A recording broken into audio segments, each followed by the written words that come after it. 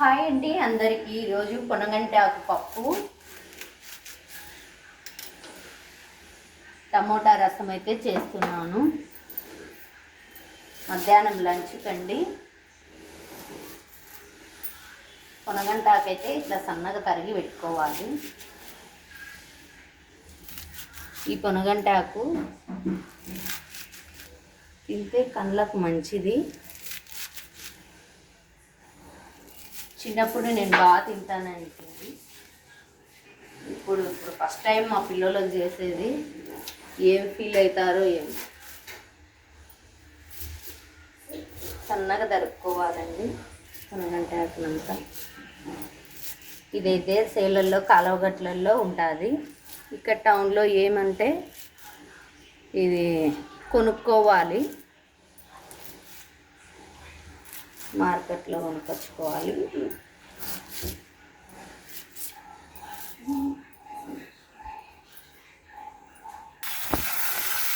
ఇదైతే బాగా కడుక్కోవాలండి వాటర్తో. కొంచెం ఉప్పు వేసుకోవాలి. ఏ ఆకు కూరకైనా కొంచెం కడుక్కునేటప్పుడు ఉప్పు వేస్తే దాంట్లో బాగుంటుందండి. చిన్న చిట్కా అండి. పప్పుకు 3 టమోటాలు, కాస్త పచ్చిమిరపకాయలు, సరిపోయేంత పప్పు వేసుకుంటున్నాను.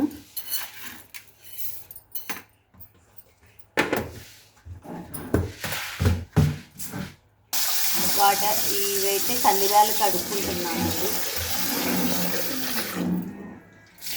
అట్లా పీచే కడిగేది. కడిగినానండి. పచ్చిమిరపకాయలు వేస్తున్నాను. టమోటాలు అయితే కట్ చేసేస్తున్నాను.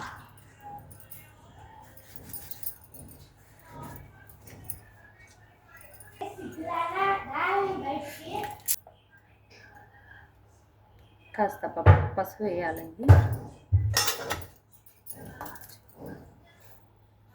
కొంచెం వాటర్, ఒక ఉల్లిగడ్డ,